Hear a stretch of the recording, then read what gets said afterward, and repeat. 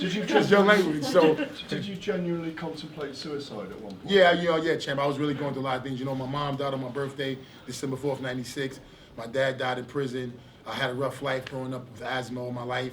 I was always sick. I wasn't able to get a good education because I was always in the hospital with asthma and different things. So for me to be alive, and I've been through a lot, champ. I'm the only child. I was homeless since I was 13 years old. Did you suffer depression as Yeah, well? truly depression, true depression. I mean, to the deep core. You know, I was 400 pounds in weight, literally 400 pounds exactly. And I went to a friend's house one day, and he was like, "Man, champ, you know," and I was just like, "Man." We both looked at it. I was like, and I was to a point where I couldn't even tie my shoes, man. I was so fat I couldn't even bend down and tie my shoes. What year was that? Excuse me? What year was that? That was about 4 years ago, 5 years ago. Yeah, 5 years Can ago. I After the KLITSCKO fight. Can I just ask you a question about David there? You said you respect him as a two-weight world champion, but do you think that he's always been quite a poor heavyweight? No, he's been a decent heavyweight. You know, he beat Valuev, who was a big monster.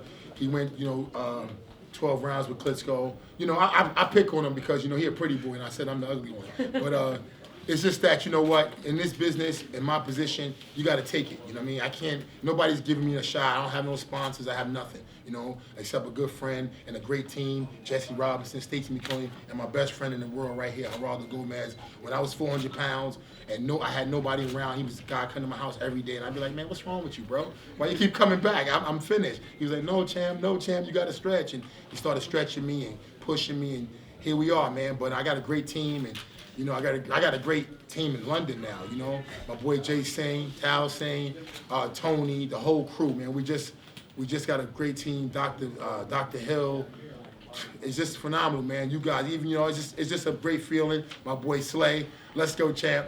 We got a great team now, and we're building. And I'm all about positivity. You know what I mean? Like, I mess around, I clown around a lot, but that's just because this is what the sport needed. I mean, if you guys look at it, for the most part, it was dead for many years. The KLITSCKOs were just really stinking up the game. It was boring up the game. They had it on lock in Germany. And, I decided to do something. I took a page out of Jack Johnson's book and Muhammad Ali's book, which was to antagonize and have, get as much fanfare as I could. I didn't have money for a publicist. I didn't have anything. I had money for nothing. Just hardly enough money to feed my family.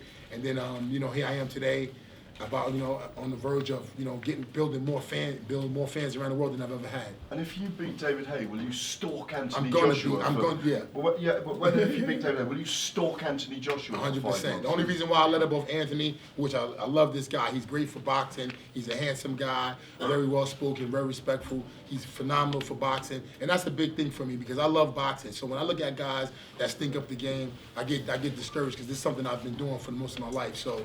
I think Anthony's great for boxing, and like I said, but if Haye wouldn't have accepted this challenge, and again, give me this opportunity to fight on the network Dave, and to to have this opportunity, I wouldn't be here. But at the same time, if it wasn't him, I'd be chasing Anthony. I'd be going after him. I'd be going after Fury because boxing is here. Boxing is in England. This is where it's at. Right now, England is ruling boxing. They have great fighters, Eubank, Ben, just so many great fighters here. Next week I'll be in Glasgow. Then I'm going to Liverpool to the other fights. I'm going to be all around the world.